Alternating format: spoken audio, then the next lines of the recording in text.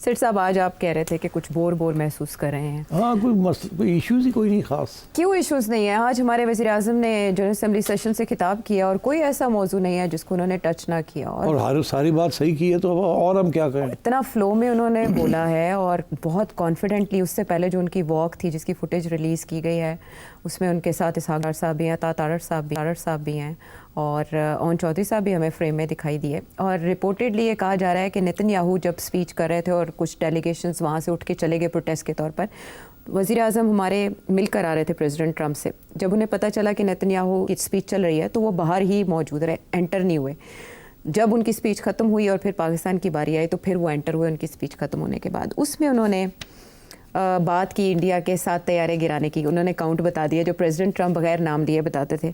इसके अलावा उन्होंने प्रेसिडेंट ट्रंप को अप्रिशिएट किया कि सीज़ फायर उन्होंने करवाया था, फिर नोबेल प्राइज़ उन्हें मिलना चाहिए क्योंकि वो अमन के लिए किरदार अदा कर रहे हैं। फिर उन्होंने फील्ड मार्शल आसिम मुनीर साहब का किरदार अप्रिशिएट किया, एयर चीफ का नाम भी लिया, गज़ा की बात की। उन्होंने कहा कि ये बैनुल-अक़वामी नाकामी है और कश्मीरियों का तज़किरा करना भी नहीं भूले। उन्होंने पुरान अफ़गानिस्तान की बात की कि पाकिस्तान की ये ख्वाहिश है। कलअदम TTP, मजीद ग्रुप और BLA और फितनतुल हिंदुस्तान, इसकी भी बात कर दी। गज़ा जंगबंदी की बात करते हुए उन्होंने कहा कि इसका क्रेडिट अगर ये हो गई तो अमेरिकी सदर को जाएगा। क्लाइमेट चेंज की बात की, हिंदुत्व नज़रिए की बात की और चाइना के साथ CPEC के ऊपर पेशरफ्त के भी उन्होंने तस्करा किया। सारा कुछ उन्होंने, यही तो मैं कह रहा हूँ। तो हाँ, कंटेन। लेकिन क्या नहीं। रेट करेंगे आप उनकी स्पीच को इस प्लेटफॉर्म के ऊपर? अच्छा यार, सारा ही सब बातें की, सब सही पोजीशंस ली हर चीज़ के ऊपर, तो और बड़ी फोर्सफुली बोले। मेरा ख्याल है ही एंजॉयड हिज स्पीच। और उसमें छोटे छोटे ऐसे वक्त भी आए कि एक्सटेम्पोर भी हो गए थोड़े बहुत, और वो जो अपने फिंगर घुमाते हैं और हाथ घुमाते हैं वो भी चल रहा था। तो विद क्वाइट अ पैशन उन्होंने बात की। हाँ। और तालियां भी बजी, मैंने नोटिस किया वहाँ। नारे लगे, नारे तो मेरा ख्याल है वो गैलरी शैलरी पे बैठे होंगे ना हमारे पाकिस्तानी। उन्होंने, और मैंने देखा तारा उनको कह रहे थे बस करो ना करो क्योंकि वो जाहिर है सारे फोकस ही उधर जा रहा था उनकी तरफ। किसी और ने इस नौयत की नारेबाजी नहीं की। अगर नरेंद्र मोदी आज होते स्पीच के लिए मौजूद हो तो शायद वो जवाब भी देते। हाँ, बहरहाल सो या good speech and touched on all points. एक बड़ा इंटरेस्टिंग, मुझे एक इंटरेस्टिंग पॉइंट लगा, बाकी सारे तो नॉर्मल पॉइंट्स थे। अच्छा हुआ सबकी बात की उन्होंने। एक तो डोनाल्ड ट्रंप की बहुत ज़्यादा तारीफ़ की, और वो समझ भी आती है कि तारीफ़ काम करती है। मुलाकात का असर था। अच्छा, दूसरी चीज़ जो उन्होंने बात की वो बड़ी इंटरेस्टिंग थी। उन्होंने BLA, मजीद ब्रिगेड और TTP का जिक्र किया। फितनतुल हिंदुस्तान, फितनतुल, ये बड़ी इंटरेस्टिंग बात है। उसकी वजह क्या है? सिर्फ इतना काफ़ी नहीं था कि जी हम टेररिज्म के विक्टिम्स हैं। हाँ। वो जो उन्होंने कहा इतने लोग हमारे 90,000 लोग मारे गए वगैरह, वो सब चीज़ सही बात थी। इनका जो नाम लिया ना, इसके पीछे मकसद था एक। वो मकसद ये था कि अभी हाल ही में अमेरिका ने इनको टेररिस्ट ग्रुप्स डिक्लेयर कर दिए, मगर यूनाइटेड नेशंस में अभी तक इनको टेररिस्ट ग्रुप्स डिक्लेयर नहीं किया गया। पाकिस्तान की कोशिश है कि इनको टेररिस्ट ग्रुप्स डिक्लेयर किया जाए, मगर उसको रोक रहा है इंडिया, लॉबिंग कर रहा है कि नहीं इनको मत डिक्लेयर करें। तो मैं समझता हूँ this is a good opportunity उन्होंने इस्तेमाल किया और नाम लिया ताकि लोगों को याद रहे if and when this issue comes up. So I think that was a very good initiative. बाकी नॉर्मल इनिशिएटिव्स थे मगर अच्छे तरीके से पेश किए। So full marks to Shahbaz Sharif. अच्छा सेठी साहब, ये तो स्पीच को आपने फुल मार्क्स दिए, उन्होंने सारे उस एजेंडा पॉइंट्स उन्होंने कवर कर लिए। लेकिन उससे पहले जो मीटिंग हुई जिसका इंडियन मीडिया में बहुत चर्चा है, और फिर वहाँ जो नकाद हैं नरेंद्र मोदी गवर्नमेंट के, वो बाकायदा फुटेज चला के उनको बता रहे हैं कि आपकी सफारतकारी यूँ फेल हुई, कैसे फील्ड मार्शल और वज़ीर आज़म शहबाज शरीफ को वहाँ वेलकम किया गया, मार्को रूबियो के साथ कहे लग रहे हैं जब वो इंतज़ार कर रहे थे प्रेसिडेंट ट्रंप का। आप वो तस्वीर, वीडियोज़ और वो सारे मनाजिर को कैसे डिकोड करेंगे? डिकोड करने की ज़रूरत नहीं है, ये तो तय हो चुका था कि मुलाकात होगी। और प्राइम मिनिस्टर साहब जो हैं वो फील्ड मार्शल को साथ साथ हर चीज़ के साथ रखते हैं अपने साथ। और तो जब रिक्वेस्ट की होगी तो इनकी तरफ से रिक्वेस्ट गई है कि we'd like to meet you, तो उन्होंने ओके कर दी। इंटरेस्टिंग बात यह है कि डोनाल्ड ट्रंप ने आज तक जब भी किसी प्राइम मिनिस्टर या हेड ऑफ स्टेट से मिलता है तो अकेला मिलता है उनसे इन द ओवल ऑफिस, उनके साथ और कोई नहीं होता।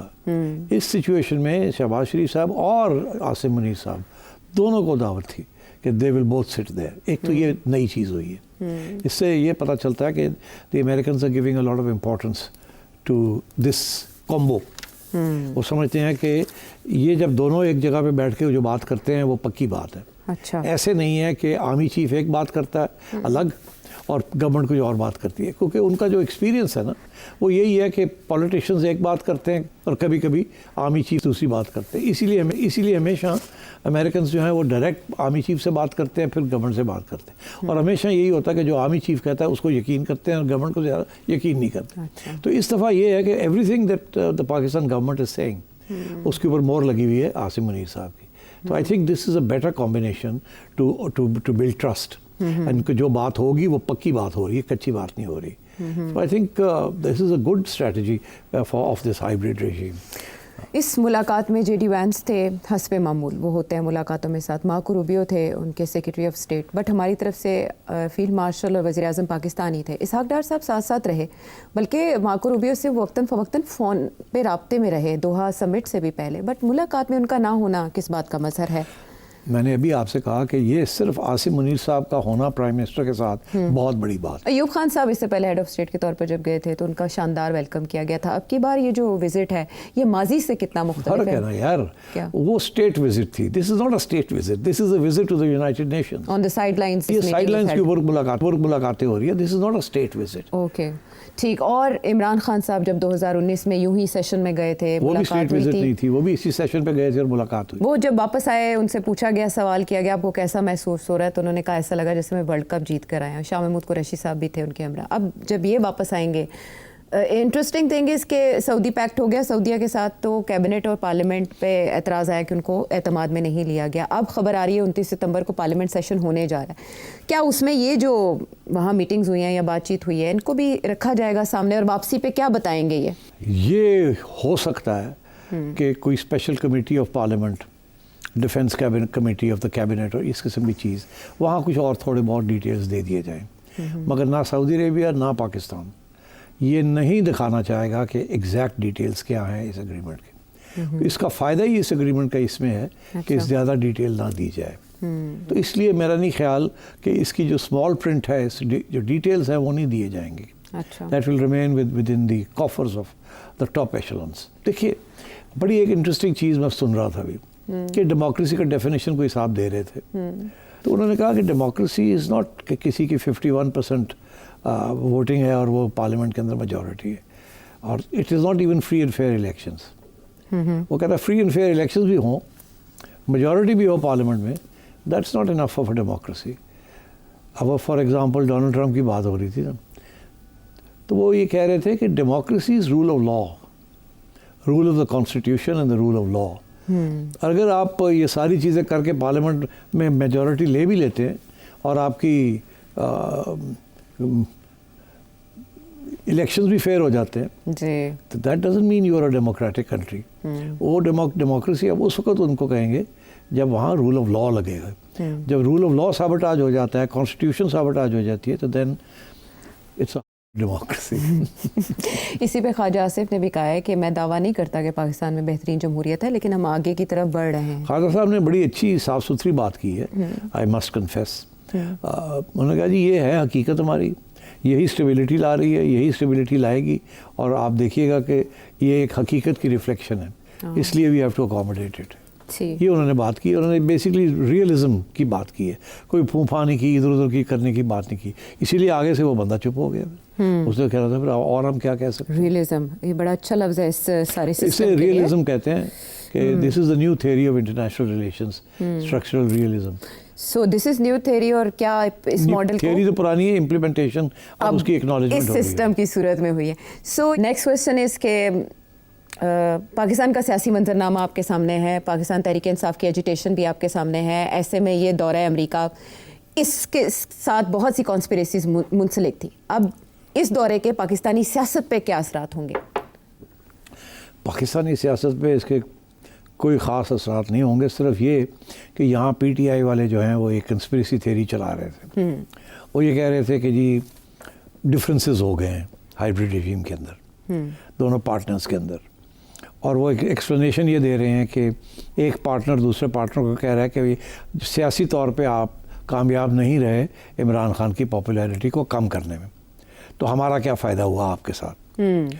ठीक, ये एक इल्ज़ाम लग रहा है और इसकी वजह से ये अब अफवाहें शुरू हो गई हैं कि पता नहीं नवंबर में क्या होने जा रहा है, पता नहीं शायद कोई नया प्राइम मिनिस्टर ना आ जाए, जिसके अंदर फिर ये भी बात शुरू हो गई है कि जी जब ये बनी थी हुकूमत जी तो उस वक्त इन्होंने पार्टनर्स ने आपस के अंदर ये फैसला किया था कि पहले 2.5 साल शहबाज साहब रहेंगे फिर बिलावल भुट्टो आ जाएगा, जी कोई इस किस्म की बातें भी शुरू हो गई। तो मैं ये समझता हूँ फारग हो गई सारी बातें। अच्छा शहबाज शरीफ साहब ने डेमोन्स्ट्रेट कर दिया है कि he can deal with domestic and foreign issues, और ये जो उन्होंने, मैं समझता हूँ बहुत ज़बरदस्त रियलिस्ट कदम उठाया कि जनरल साहब को साथ साथ लेके जा रहे हैं और जो बात होती है उस पर दोनों इत्तेफाक करते हैं, इसके साथ बहुत मैसिव ट्रस्ट बिल्ड कर रहे हैं कि what we say we mean will implement. I think Shahbaz Sharif will come back feeling very strengthened, जैसे कि जनरल साहब feels very strengthened after the war.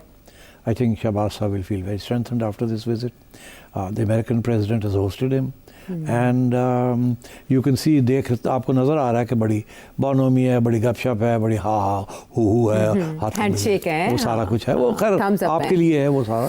और हमारी मीडिया टीम साथ गई हुई है, आपको ये सब कुछ जो दिखाया जा रहा है हमारी मीडिया टीम दिखा रही है कि जी वो मोटरकेड भी आई है और ये भी है और वो भी है, जहाज़ से उतरे। ये प्रोटोकॉल सब प्राइम मिनिस्टर्स को मिलता है, उनको रिसीव किया जाता है, उनको मोटरकेड में लाया जाता है and so on and so fourth. But ये जो हमारे यहाँ जो दिखाया जा रहा है ये दिस इज आवर मीडिया जो साथ गया है वो दिखा रहा है। और वो इंडिया के लिए भी तो एक मैसेज दे रहा है ना, इंडिया तो वाले भी ऐसे करते हैं, इंडिया वाले भी ऐसे ही करते हैं। तो वो भी आप देखें ना, जब नरेंद्र मोदी इन लोगों से मिलता था तो कैसे हा जप्पी शप्पी, ये सब मीडिया के लिए है। वो बेचारे बड़े परेशान हो जाते होंगे, उन्होंने की हो गया जप्पियाँ पाते फिर हार्मोनल इम्बैलेंस। अच्छा, इंडिया कैसे देख रहा होगा इस मुलाकात को? इंडिया तो मैंने सुना है कि वो हर चीज़ को मैग्नीफाइंग करके देख रहे हैं। नरेंद्र मोदी की बड़ी तनकीद हो रही है वहाँ, और यही दिखाया जा रहा है कि ये देखें पाकिस्तान को किस तरीके से ट्रीट किया जा रहा है लाइक रॉयल्टी, और आपको तो बुलावा भी नहीं है, ये भी नहीं है, वो भी नहीं है। आपके हर रोज़ एक दिन पाकिस्तान की तारीफ़ होती है, उसके एकदम बाद एक नया ऑर्डर आ जाता है डोनाल्ड ट्रंप का कि जी अब इंडिया के ऊपर और भी टैरिफ लग गया, ये हो गया, वो हो गया। तो इंडिया में तो बड़ी अपसेट हुए हैं वो तो बहुत ज़्यादा। And I think the more your success is evident, the more India is getting upset. और इंडिया का मीडिया ने तो जंग डिक्लेयर कर दी है ना डोनाल्ड ट्रंप, और not just Donald Trump, America के ऊपर। उन्होंने कहा कि we declare war on America, और नरेंद्र मोदी चुप है, उनकी तरफ से अब कुछ हुआ भी नहीं हो रही। तो जाहिर है वो तो ये जब देखते हैं। और ये स्पीच के अंदर बड़ी इंटरेस्टिंग बात है, क्या डोनाल्ड ट्रंप ने पहले बात की थी कि 4, रिमेंबर शुरू में जब उसने कहा था कि 4 एयरक्राफ्ट, बाद में वो 7 पे पहुंच गया, बढ़ाते बढ़ाते 7 पे पहुंच गया ना जी। हमने आज तक कभी नहीं कहा था 7, हम हमेशा पहले 4 कहे, फिर 5 कहे, फिर 6 पे आ गए। हमने 7 नहीं कहा था, उससे भी 7 कहता है।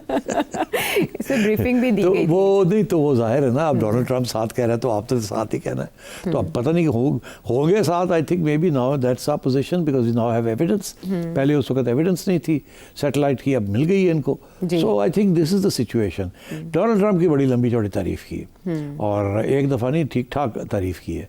एंड आई थिंक इन्हें समझ आ गई है साइकोलॉजिकली कि डोनाल्ड ट्रंप बड़े पसंद करता है जब तारीफ करें उसकी आप।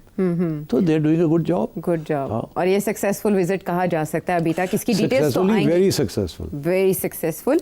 डिटेल्स इनकी प्रेस ब्रीफिंग में सामने आनी चाहिए, प्रेस को बताना चाहिए, पाकिस्तान की आवाम को बताना चाहिए। वो आके जब प्रेस मिलेंगे यहाँ यही बातें करेंगे, मैंने ये कहा, मैंने ये कहा, मैंने ये। इससे ज़्यादा जो अंदर की बात है ना, जो कि दोनों ने उनके साथ बात की, और उधर भी 2 लोग थे, Rubio and vice president JD Vance, 2+1 उनके 2 थे, ये इधर से 2 थे और एक president Trump. So I think this was a very serious meeting.